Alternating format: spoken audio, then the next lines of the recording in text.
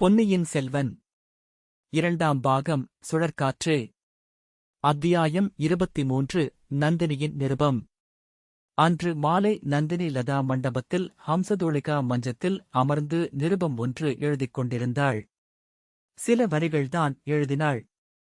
எழுதும்போது சில சமயம் சுழற்காற்றில் இளங்கொடி நடுங்குவது போல் அவள் உடம்பு நடுங்கிற்று. அடிக்கடி நெடுமூச்சு விட்டாள். அந்தக் குளிர்ந்த வேளையில் பக்கத்தில் தாதிப்பெண் நின்று மயில் விசிறியால் விசிறிக் கொண்டிருந்தும் அவளுடைய பளிங்கு நெற்றியில் முத்து முத்தாக வியர்வை துளித்திருந்தது.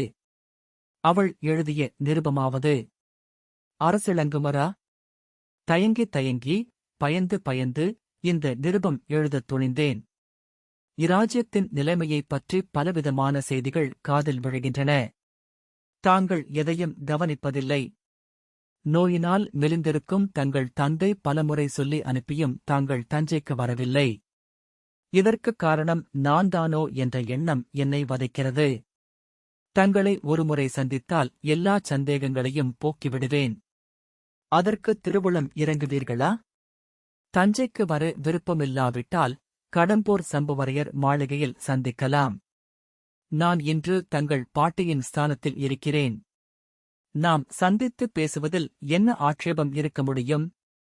இதைக் கொண்டு வரும் வீர இளைஞர் சம்புவரையர் குமாரரை தாங்கள் பூரணமாக நம்பி அவரிடம் எந்தச் செய்தியும் சொல்லி அனுப்பலாம். இங்ஙனம் துரதிருஷ்டத்துடன் கூட பிறந்த அபாக்கியவதி நந்தினி உண்மையிலேயே தயங்கி தயங்கி யோசித்து யோசித்து மேற்கூறிய நிருபத்தை எழுதிய பிறகு விசிறிக் கொண்டிருந்த தாதிப்பெண்ணை பார்த்து, "பொடி, போய் கடம்பூர் இளவரசரை உடனே அழைத்து வா" என்றாள் நந்தினி. தாதி சென்று கந்தன்மாறனை அழைத்து வந்து விட்டு சற்று விலகிப் போய் நின்றாள். கந்தன்மாறனின் கண்கள் நந்தினியை ஏறிட்டு பார்ப்பதற்கு கூசின. எங்கேயோ தோட்டத்தைப் பார்த்த வண்ணம் கந்தன்மாறன் நின்றான். "ஐயா, உட்காருங்கள்" என்று கூறிய நந்தினியின் குரல் நடுக்கம் கந்தன்மாறனை அவளுடைய முகத்தை உற்றுப் பார்க்கும்படி செய்தது. நந்தினி தொடர்ந்து, "குந்தவை தேவியை பார்த்த கண்களினால் என்னை பார்க்க முடியாமலிருப்பதில் வியப்பில்லை" என்று கூறிப் புன்னகை புரிந்தாள்.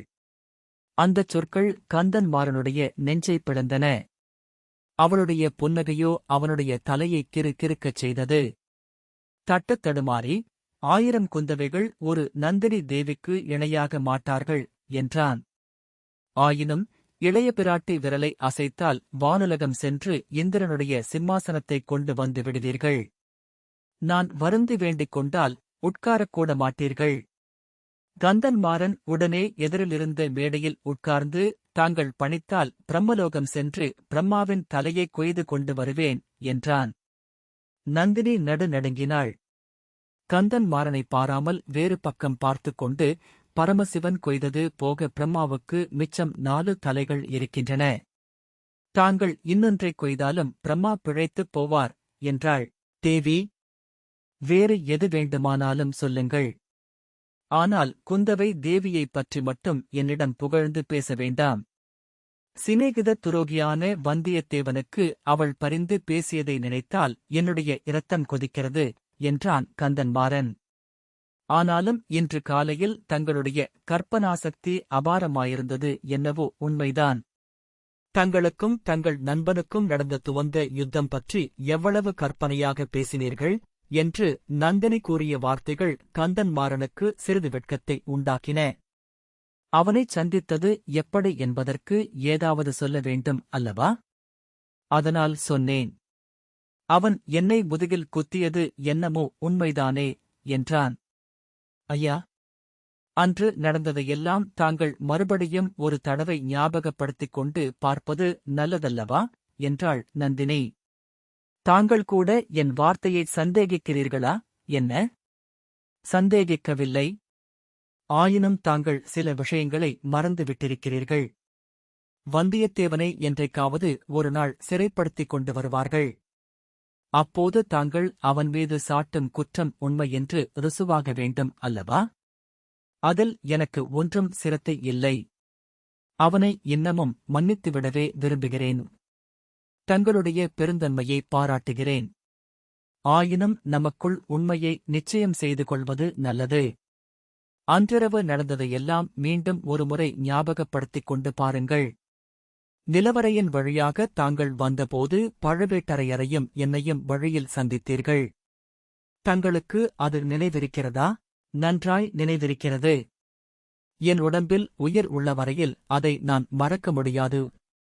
அப்போது தாங்கள் என்ன சொன்னீர்கள் என்பதும் நினைவிருக்கிறதல்லவா? என்ன சொன்னேன் என்பது நினைவில்லை. தங்களை பார்த்தபோது மெய்மறந்து போனேன். ஆனால் தாங்கள் சொன்னது எனக்கு நன்றாய் நினைவிருக்கிறது. ஐயா, தங்கள் குமாரியின் அழகைப் பற்றி எவ்வளவோ நான் கேள்விப்பட்டதுண்டு. ஆனால் அதெல்லாம் உண்மைக்கு உரை போடக் காணாது என்று சொன்னீர்கள். ஐயையோ, அப்படியா சொன்னேன்? அதனால்தான் அவர் முகம் அப்படி சிவந்ததாக்கும். இப்போது கூட அவருக்கு என்னைக் கண்டால் அவ்வளவாக பிடிக்கவில்லை. நந்தினி சிரித்துவிட்டு, உங்களை அவருக்கு பிடிக்காவிட்டால் பாதகமில்லை, உங்களுக்கு அவரை பிடித்திருக்கிறதல்லவா? அதுவே போதும் என்றாள். தேவி, உண்மையைச் சொல்லுகிறேன். தங்களிடம் மறைப்பதில் பயன் என்ன? எனக்கும் அவரை பிடிக்கவில்லை என்றான் கந்தன்மாறன். அதனாலும் பாதகமில்லை. எனக்கு அவரை பிடித்திருக்கிறது, அதுவே போதும். இப்படிப்பட்ட கணவனைப் பெறுவதற்கு நான் எவ்வளவு தவம் செய்தேனோ என்றாள். இதைக் கேட்டு கந்தன்மாறன் உள்ளம் குழம்பிற்று. ஒன்றும் சொல்லத் தெரியாமல் சும்மா இருந்தான். அது போனால் போகட்டும், நிலவரையில் எங்களை பார்த்த பிறகு என்ன செய்தீர்கள் என்று நந்தினி கேட்டாள். தீவர்த்தி பிடித்து வந்த காவலன் வழிகாட்டிக் கொண்டு சென்றான். நான் தங்கள் நினைவாகவே கூடச் சென்றேன். இரகசிய மதில் சுவரைத் திறந்துவிட்டு காவலன் நகர்ந்து கொண்டான். நான் அதில் நுழைந்தேன். உடனே முதுகில் யாரோ குத்தினார்கள், அவ்வளவுதான் நினைவிருக்கிறது. வந்தியத்தேவன் நான் அங்கு வருவேன் என்பதை எப்படியோ தெரிந்து கொண்டு வெளியில் காத்திருந்திருக்க வேண்டும். இல்லை ஐயா, தங்கள் ஊகம் மிகத் தவறானது. வெளியில் அவன் காத்திருக்கவே இல்லை. தாங்கள் கூட அவன் கட்சியில் சேர்ந்து விட்டீர்கள். நான் ஏன் அவன் கட்சியில் சேர வேண்டும்? எனக்கு என்ன லாபம்? அல்லது அவனுக்குத்தான் என்ன லாபம்? இப்படித்தான் நடந்திருக்க வேண்டும் என்று எனக்கு இப்போது நிச்சயமாய்த் தெரிகிறது. சொல்லுங்கள் தேவி, எப்படி என்று சொல்லுங்கள். வந்தியத்தேவன் வெளியே காத்திருக்கவில்லை. பின்னே யார் காத்திருந்தார்கள்? வேறு யாரும் இல்லை. வந்தியத்தேவன் வெளியில் காத்திருக்கவில்லை என்றுதானே சொன்னேன். அவன் அந்த பொக்கிஷ நிலவறைக்குள்ளேயேதான் காத்திருக்கிறான். என்ன? என்ன? அது எப்படி சாத்தியமாக முடியும் தேவி? அவன் அன்று திடீரென்று மாயமாய் மறைந்துவிட்டான். எப்படி மறைந்திருப்பான்? நீங்களே யோசித்துப் பாருங்கள். எப்படியோ அவன் பொக்கிஷ நிலவறைக்குள் புகுந்து அவ்விடத்து இரகசியங்களையெல்லாம் அறிந்து கொண்டான். பின்னர் உங்களைப் பின் தொடர்ந்து வந்திருக்கிறான். கதவைத் திறந்ததும் தங்களைப் பின்னாலிருந்து குத்தித் தள்ளிவிட்டுத்தானும் வெளியேறியிருக்கிறான். அப்புறம் ஒருவேளை அவன் மனச்சாட்சியே அவனை உறுத்தியிருக்கலாம். தங்களை அந்த ஊமையின் வீட்டில் கொண்டு போய் போட்டுவிட்டு போயிருக்கிறான். தேவி, தாங்கள் சொல்கிறபடிதான் நடந்திருக்க வேண்டும், சந்தேகமில்லை. இத்தனை நாளும் இது என் புத்திக்கும் எட்டவில்லை, மற்றவர்களுக்கும் புலப்படவில்லை. இந்தச் சோழ நாட்டிலேயே மதிநுட்பம் அதிகம் உள்ளவர் யார் என்று கேட்டால் தாங்கள்தான் என்று நான் சொல்வேன். இந்த உலகத்தில் அறிவு படைத்தவர்கள் உண்டு, அழகு படைத்தவர் உண்டு. இரண்டும் சேர்ந்துள்ளவர்களை பிரம்ம சிருஷ்டியில் காண்பது அபூர்வம். தங்களிடம்தான் அழகு, அறிவு இரண்டும் பொருந்தியிருக்க காண்கிறேன் என்று பரவசமாக கூறினான் கந்தன்மாறன். ஐயா, தாங்கள் இப்போது சொன்னது மனப்பூர்வமாக கூறின வார்த்தையா? அல்லது உலகத்தில் விட புருஷர்கள் பரஸ்திரிகளிடம் சொல்லும் முகஸ்துதியா? முகஸ்துதியல்ல, சத்தியமாக என் மனத்தில் இருப்பதையே சொன்னேன். அப்படியானால் என்னை பூரணமாக நம்புவீர்களா? நம்பி எனக்காக ஓர் உதவி செய்வீர்களா? என்னால் முடிகிற காரியம் எதுவாயிருந்தாலும் அதைச் செய்யச் சித்தமாயிருக்கிறேன். எனக்காகத் தாங்கள் காஞ்சிக்குப் போக வேண்டும். காசிக்குப் போகச் சொன்னாலும் போகிறேன். அவ்வளவு தூரம் போக வேண்டியதில்லை. காஞ்சியில் உள்ள இளவரசர் ஆதித்த கரிகாலருக்கு ஒரு நிருபம் கொடுப்பேன்.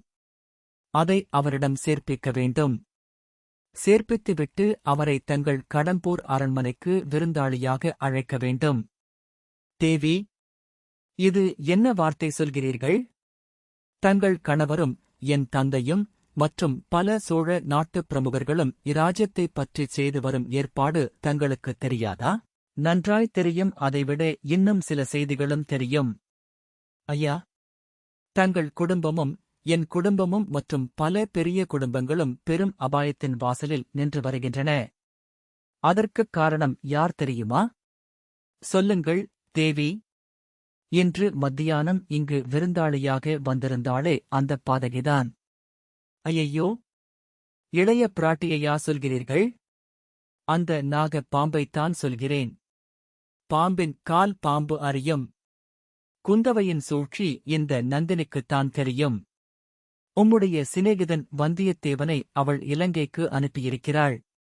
எதற்காகத் தெரியுமா? மூலிகை கொண்டு வருவதற்கு என்பது பெரும் பொய். சுந்தர சோழர் பிழைக்க வேண்டுமே என்று அவள் தவித்துக் கொண்டிருக்கவில்லை. அவருக்குப் பிறகு மதுராந்தகரும் பட்டத்துக்கு வரக்கூடாது. ஆதித்த கரிகாலரும் பட்டத்துக்கு வரக்கூடாது.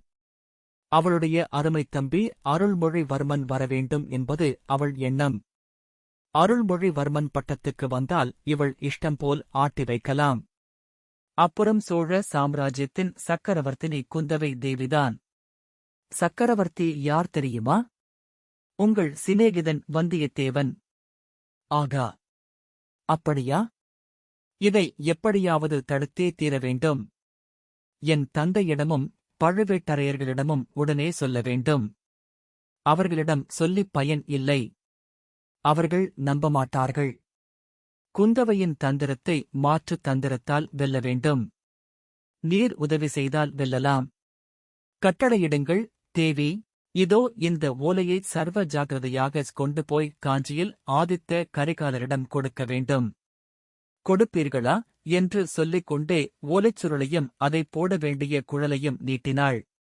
மோக வெறியில் மூழ்கிப் போயிருந்த கந்தன்மாறன் ஓலைச்சுருளையும் குழலையும் வாங்கிக் கொள்வதற்கு பதிலாக நந்தினியின் கரத்தை பிடித்துக் கொண்டு, தங்களுக்காக எது வேண்டுமானாலும் செய்வேன் என்று உளறினான்.